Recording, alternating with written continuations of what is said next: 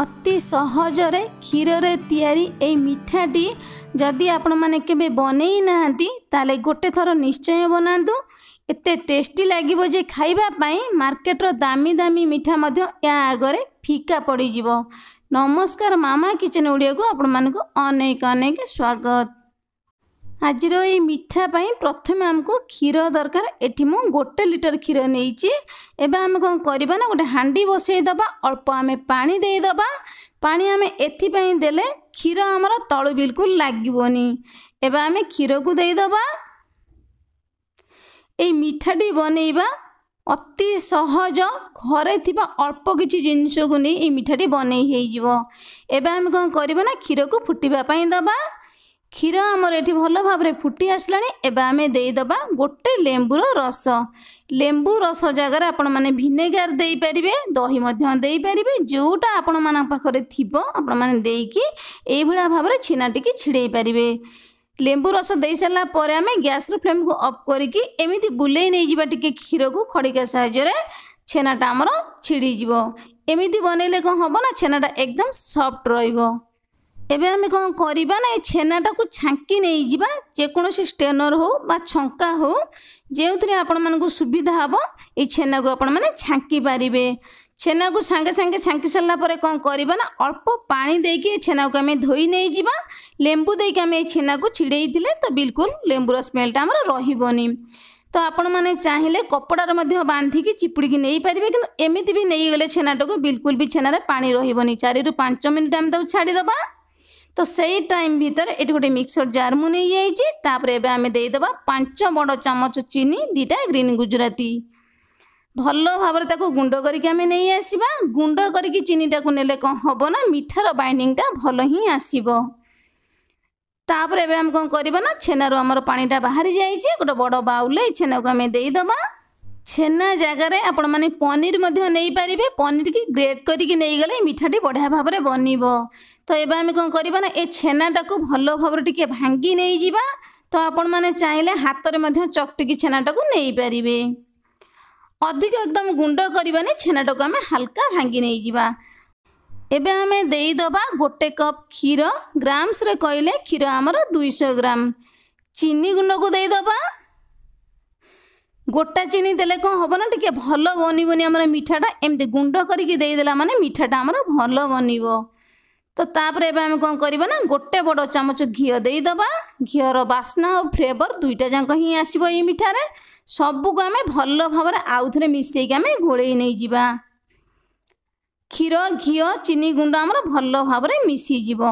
हाथ रे मध्य आपण माने चकटिकी गोळेई परिबे, किंतु एमिति मध्य गोळेई परिबे, किंतु ग्राइंडिंग बिल्कुल करिवे नै। ग्राइंडिंग कला माने कोन हबो ना बिल्कुल सॉफ्ट हेगी सब गुडा मिसी जिवो।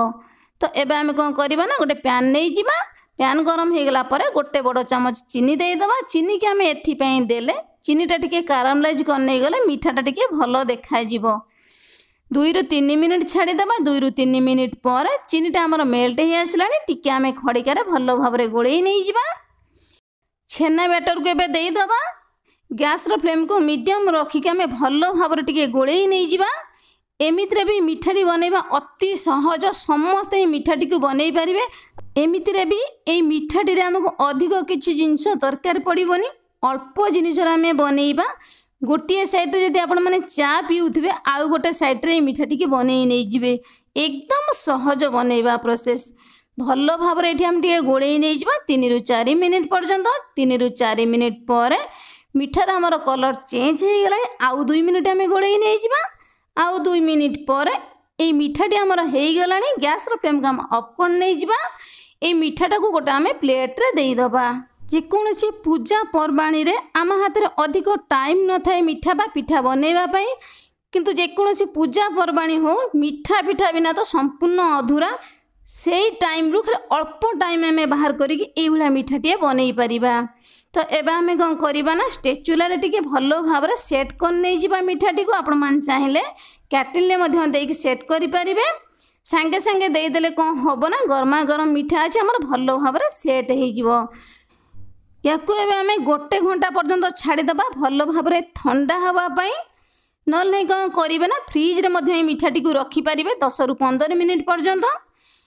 एबे आमे कौन करिबा ना अल्प किछि आलमंड को तापर देईदबा भल देखा जिवो जदि आपण माने चाहुचंती दबा पई देबे जदि न दबा पई चाहुचंती न देई मध्य पारिबे किंतु देले कोन हबो ना आलमंड टा देखिबा पई टिके भल देखा जिवो मु आलमंड रे सजेई देली बोली आपण आलमंड रे सजेबे ता मध्य नुए चेरी की मध्य छोटे छोटे पीस करी काटिकी देई परिबे देखिबा पई टिके भल देखा जिवो तो एठी एबे हमरा गोटिए घंटा हेई गेलानी मिठाटी हमर ठंडा हेई गेलानी आमे ए मिठा को काटिबा जेमिति आपण मानकर मन पसंद हबो शेप दबा पई आपण माने देई परिबे मु जेमिति काटुची ए मिठाटी हमर बर्फी शेप रे रहइबो एठी मु गोटिए पीस मिठा को उठे देबी केते सुंदर देखा जाउ जे मिठाटी आपण माने देखि पारुचंती ना जे भी ए मिठाटी को देखिबो बा खाइबो केई भी कहि परिबेनी ए मिठाटी घरे बना जाईची बोली मार्केट मिठा भले लागिबो ता ठारू मध्ये आहुरी स्वादिया लागो कारण आमे घरे बनैचंती गोटिए पीस मिठा आमर उठिबनी सबु जांक मिठा आमर एई भलिया भाबरे पीस पीस के उठी जिवो